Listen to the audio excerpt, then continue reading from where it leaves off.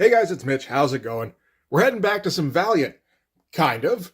This is the late Valiant period, though. This is post-Jim Shooter. If you'll recall, in the Jim Shooter days, Valiant was all about story first, art, very much lower priority, and then stuff like marketing and enhancement gimmicks, you don't even consider that shit.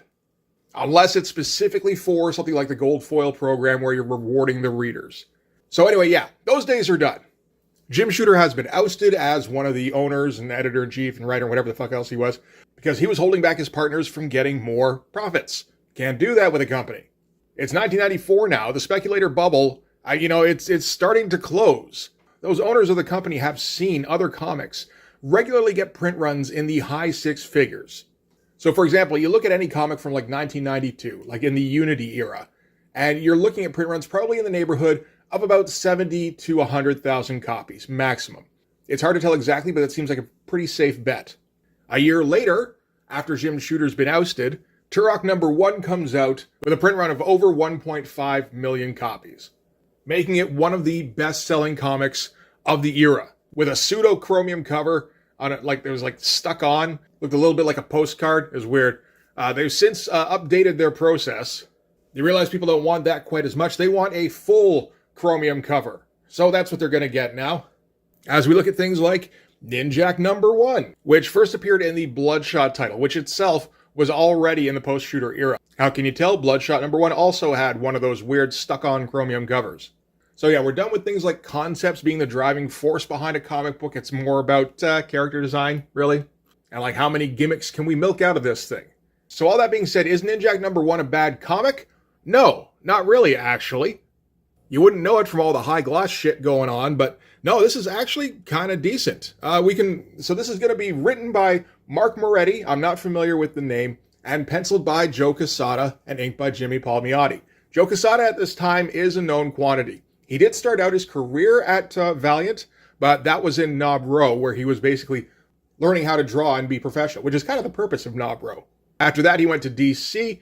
He was doing things like The Ray and eventually worked his way up to Sword of Azrael, moved over to Marvel, was doing X Factor there, a couple of other stints in between, and now Valiant has hired him back. He's like the only superstar artist that Valiant really shelled out for at this time, apart from Barry Windsor-Smith. Barry Windsor-Smith's kind of a special case, though. And so, yeah, we can start with the cover here. Good God, that's gaudy. Like, I'm as enamored with shiny covers as just about anybody, really. And that's a little bit too much for me. I guess we've got Ninjak here busting through a stained glass window, which, is a fun idea. And then just all these garish colors flying at you. And the whole thing is reflective. Like, the drawing itself is pretty good. It's not as good as Joe can do. And I think I'll actually one-up it inside the cover. But no, it's a good drawing of a cover, for sure. Like, particularly for #1, where you're just kind of introducing the character. Not entirely introducing. But yeah, holy God, is that an eyesore, eh? And not cheap, either. Even in 1994, this thing cost $350 American, $430 Canadian. So really just squeezing those kids. For comparison, issue #2 goes for $225 American. So that's a bit more in line with what Valiant usually does. So yeah, they're just doing what they can to try and get a few extra bucks out of this. As far as I can tell, the print run on this didn't go over 600,000 copies. So maybe not quite as successful as they were hoping, but still obviously a success. All right, so we're going to start things out a little bit confusingly. This is done a little bit obliquely. It turns out this is going to be kind of a James Bond story. We're going to find out over the course of the issue that Ninjak is an employee of the Weaponeer Company, which is like illegal arms dealing, as far as I can tell. Maybe not illegal arms dealing, just maybe just regular arms dealing. And we're spying on an arms deal that's going down. This one guy here is going to be buying Stinger missiles from this other guy. And we get the impression that the guy he's buying from, he's dealing them not just illegally, but out from under the nose of his usual employer. And pretty great starting page here. This stuff up here with the nighttime shot of what turns out to be Monaco, and then photocopy it again as we're seeing it through night sights. That's all well and good. This stuff is pretty impressive, going with a pretty extreme angle. And so, you get forced perspective with these ropes that are connected to the pier here. And naturally, you got to up the detail on that. But he's doing the detail on everything and showing that his command of light and shadow is pretty comprehensive at this point. Now, this is an impressive start. One thing that isn't impressive in this is the color. It's a little bit better than the old Valiant days. You know, like this isn't the kind of coloring they would do on like Harbinger back in 1992. But they still won't commit to either Doc Martin dyes or computer color. So there's still an element of that whatever medium we can find, where sometimes it feels like pencil crayon, sometimes it feels a little watercolory. Sometimes it works, but certainly not all the time. All right, so the seller here, who is Pierre, he's got his girl with him, and he's being like a smug bastard, kind of holding it over the buyer that he's got him in a position where he either has to pay the exorbitant price that he's charging or he has to walk away empty-handed. But the buyer here, Soleil, says, no, that's not all of my options. The third option is that the girl you're with there actually works for me, and she disarms you and holds you at gunpoint. And when he turns and tries to take back his pistol, she ends up shooting him down, so she just kills him flat out on the docks there. So his men start loading up the stingers, and that's when Ninjak is going to strike. Ninjak has been observing this whole thing. There's been a little bit of narration, but very little, so very much along the periphery. We're not sure exactly why Ninjak's here right now, but it turns out he's there because I'm pretty sure this guy here, Pierre, works for the weaponeer company that Ninjak also works for. So it's more like a corporate espionage kind of thing, just illegal corporate espionage. And we're using a lot of tiny panels here. You'd almost think this was in the Jim Shooter era, except, I mean, a lot of these panels are just weirdly designed. There's all sorts of weird filigree that doesn't appear to have much of a purpose other than to just look kind of nice. I don't think Jim Shooter would have gone for that. This looks very much like the kind of faces Joe Q would draw around his X Factor run. I think we're not too long after that. Things would change a little bit over the next few years when he would do like Daredevil, stuff like that. But this is like classic Quesada. And look at how good like these folds look, eh? And the shading in there and everything. Like he just knows exactly what he's doing at this point. It didn't take long.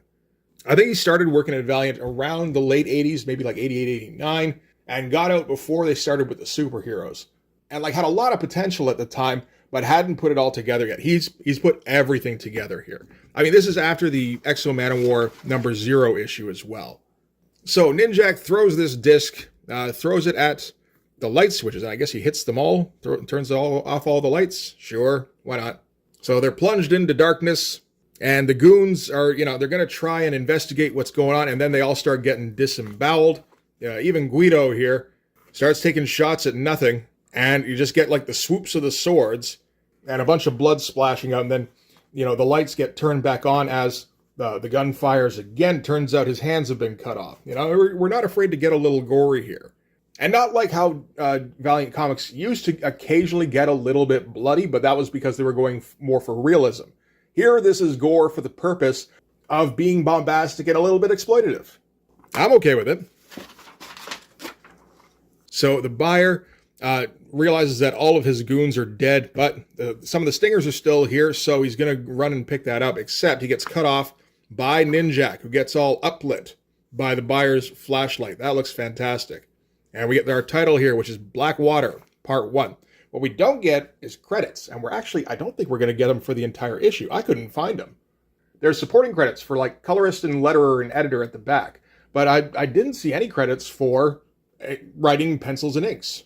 It's a little strange. But yeah, unbelievable lighting here. More of that kind of Art Deco-ish filigree, just for no real reason other than that it looks nice for like a title piece. So we've got our dead seller on the pier here, or mole, or traitor, whatever you want to call him, and he's clutching the armband that the girl who betrayed him was wearing before.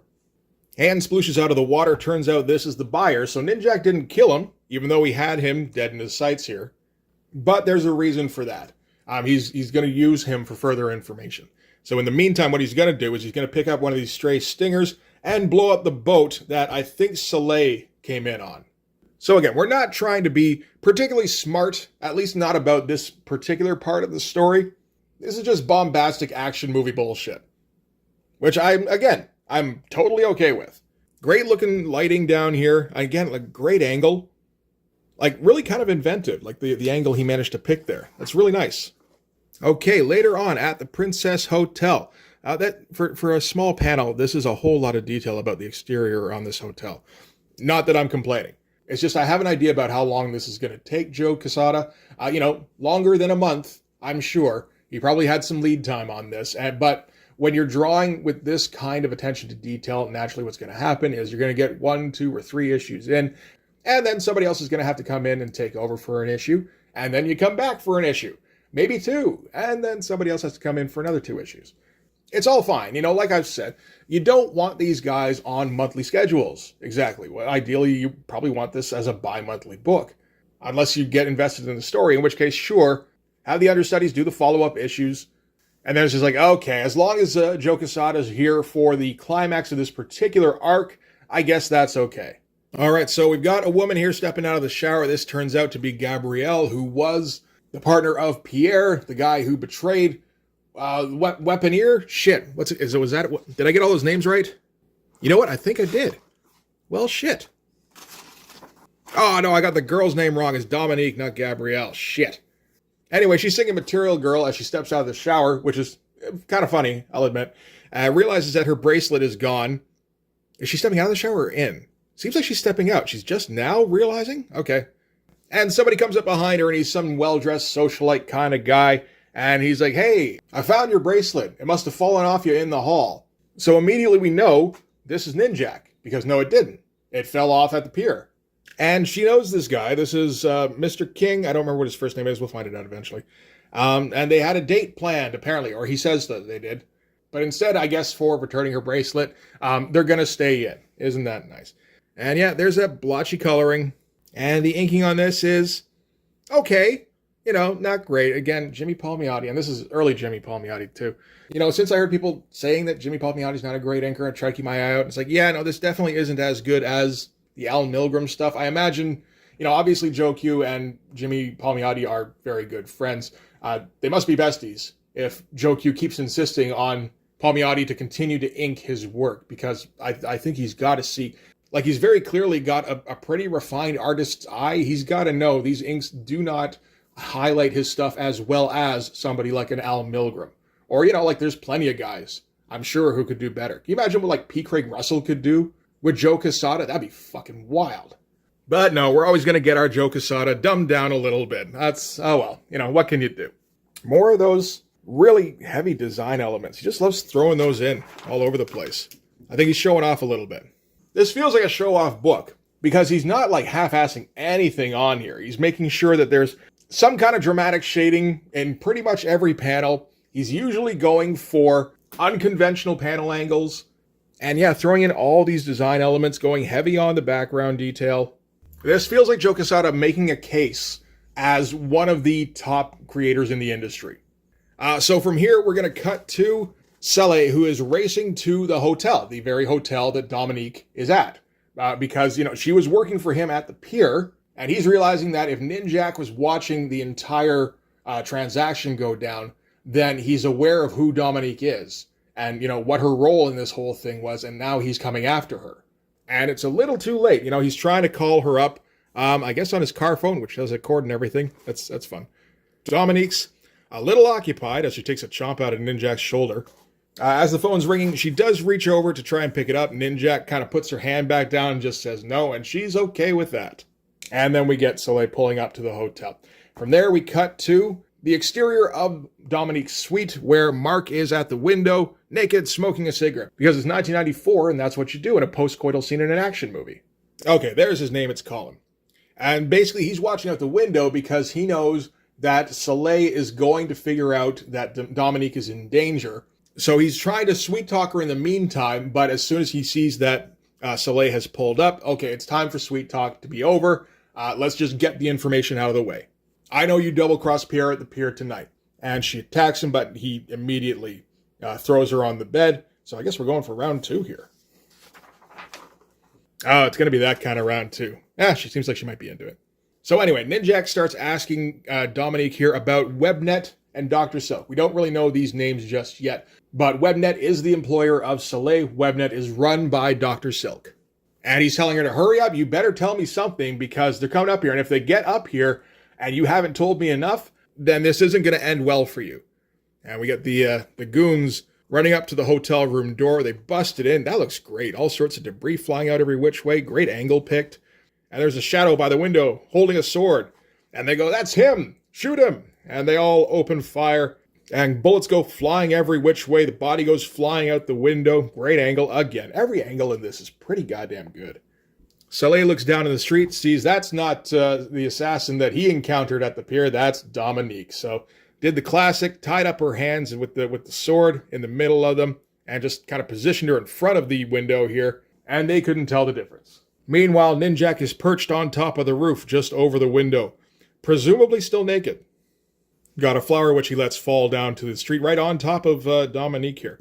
Great shot of her lying out in the street here, like of her face.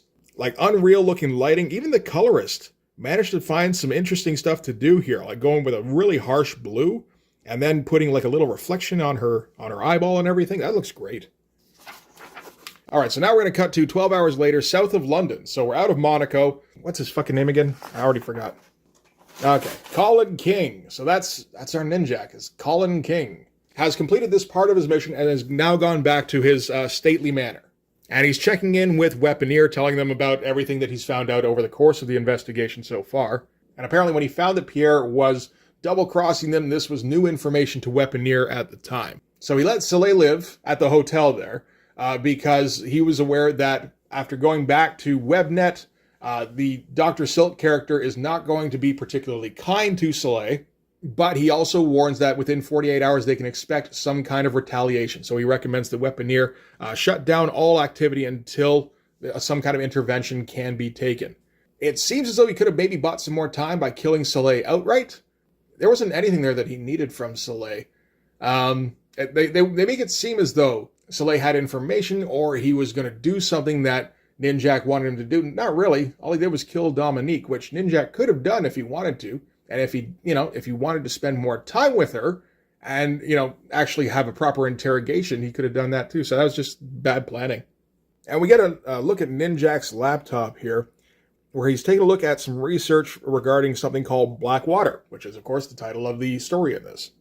So Blackwater apparently is a code name for nanite-induced cold fusion of hydrogen/oxygen molecules, whatever that means. Something with nanites, that's all we need to know. Sale of equipment designed to produce large quantities of nanite computer chips by Masushi Labs of Japan to multinational corporation Comsat International indicates 99% probability Blackwater process achieved.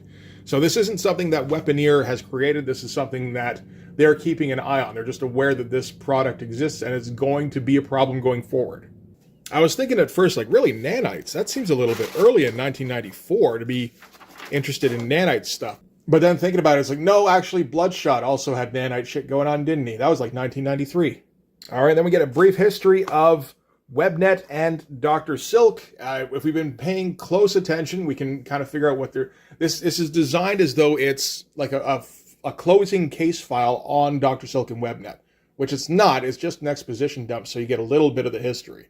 It's kind of unnecessary, and it just lets you know that Dr. Silk runs Webnet. And he has female servants who spoon feed him soup. And he's probably really old and he's got like a breathing apparatus. So these are the most important things to know about Dr. Silk. From there, we're cutting to a helicopter flying in. So this is flying into Webnet headquarters. And they're flying in Soleil and Calder. Soleil is pretty at ease. He feels like he's done as much as he can in this situation. He's just going to try and report what the deal was.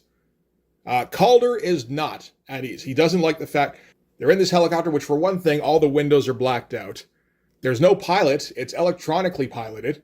And, again, it's 1993. They don't generally have that kind of technology, even in this world. So he's freaked out about this whole thing. Plus, he's having to go to Webnet headquarters, which you get the feeling he hasn't had to do very often.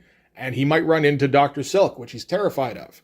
And Soleil tells Calder that you're probably not going to receive Dr. Silk. Dr. Silk is like those damn spiders he adores. There's a big thing with Dr. Silk and spiders. He only reveals himself when he's snared someone in his web and is moving in for the kill. So kind of suggesting that this Calder guy is being brought in to be killed off, which wouldn't be the best way to go because we don't know anything about this Calder guy. Great looking page, though. Again, going for some fun angles, going for some fun heavy shadowing because they're in this blacked out helicopter. And the colorist is doing some really nice stuff with the contrasting blue and red. That looks great. I just wish he used some other medium other than, whatever the hell they're using here. Use the Doc Martin dyes or use the computer colors. Would have made this look fantastic. As it is, the design is very nice. Just there's a little bit of unfinished feeling in the whatever method they're using on these colors. All right, so now we're going to Webnet headquarters. So this is a full-on Spectre-like organization. Like, very clearly. At first I was like, oh, okay, so we're doing like standard arms dealers, gang stuff. Okay. Like, no. This is like cheesy James Bond villain stuff. And I'm like, oh, I think that actually improves this a little bit. So all sorts of people are gathering to sit around the team logo here. And we get this report coming through that everybody's listening to. That where they cut out the odd word and everything. I'm not sure why they did that. I wish they hadn't. So they're having a meeting about Operation Blackwater. So we know that Blackwater is something involving nanites. And they're going to find envelopes containing terms of Webnet's offer for each of the assigned countries. This offer, ellipses, one time only and, ellipses, non-negotiable. Must stress need to not be left out. If all else fails, the danger of neighboring country possessing such powerful weapon. That's the end of the sentence. See, it's not clearly done. I wish, I guess they're going for some kind of affectation there, but I kind of wish they hadn't done that. Lastly, feel compelled to reward continued loyalty to Webnet. In addition to usual $1 million fee, Mr. Soleil calls up Mr. Soleil. Mr. Soleil is very happy. He's like, oh shit, we're talking bonuses. And instead he goes, where are my stingers? Mr. Soleil's like, wait, what? What are you talking about? You got my report. We were double-crossed. Whoever the weaponeer guy was killed Dominique and the stingers were destroyed. Which, I assume the stingers were on the yacht. And the report kind of disagrees. And a door opens up and we get like this shadow coming in. It's Dr. Silk. And he accuses Soleil of betraying him. Soleil's like, I don't have time for this. But he gets the bands that come out of nowhere from behind the chair and strap him in place. Like we're going full-on cheesy James Bond shit. And Dr. Silk says, you tried to steal from me and killed my Dominique. So I don't think we've heard anything yet that suggests that Soleil was looking to steal from Dr. Silk. We might have, if I missed it. And technically he killed Dominique. He didn't mean to. And Dr. Silk rolls up and he's in, like a motorized wheelchair. He's all wrapped in a sheet here and he's just ancient and hooked up to all sorts of life support shit. And got like drool running from his mouth here. So just absolutely repulsive dude. And he's decided that Soleil is no longer going to be of use to him. So he indicates to his assistant here to release the spiders. And they kind of mist him down with some kind of pheromone. And then, release a whole bunch of black widows on top of him. Because again, full-on Bond villain. Some pretty great looking stuff, taking it a little bit easier at the end of the issue here than he did at the beginning, but the faces look great. This is like EC Comics looking shit. And Dr. Silk is going to tell everybody here, okay, so the way they're doing all the ellipses and the affected speech is because he has difficulty speaking. So the reason he let Soleil come back was so that he could trap him and kill him in front of all of the other, I suppose, lieutenants and show, okay, this is what happens if you betray me. Standard supervillain shit. So it turns out the reason this Calder guy was summoned was because he's going to be Soleil's replacement going forward, which, he's probably going to get a lot of money from that. Maybe not for a long time. It doesn't seem to be that kind of an organization. So after this, Dr. Silk decides that whatever the weaponeer company is, they need to be destroyed, naturally.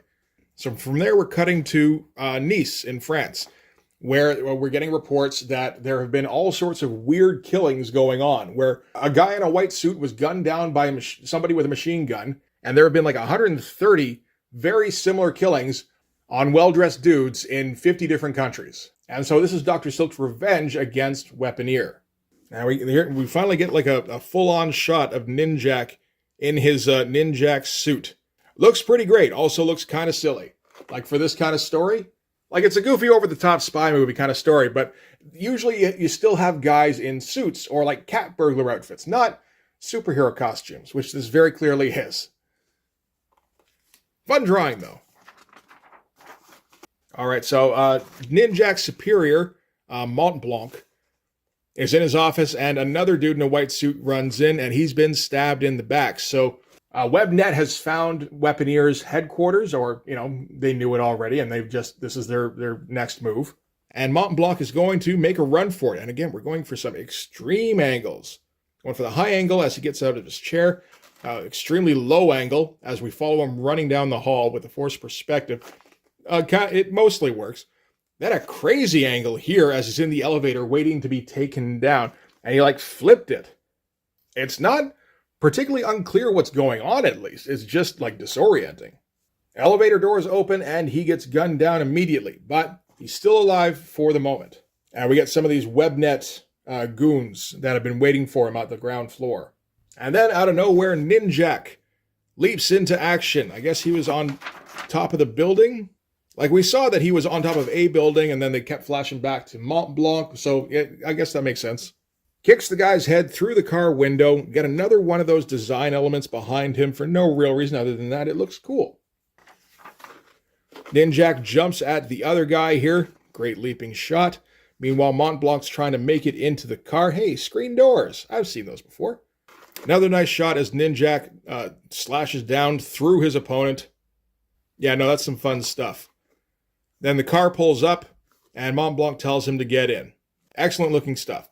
From there, we're cutting to a POV shot from a high angle through a sniper scope. And he's about to take out the driver here when Dr. Silk's assistant puts his hand over the scope and tells him, let them think they're escaping.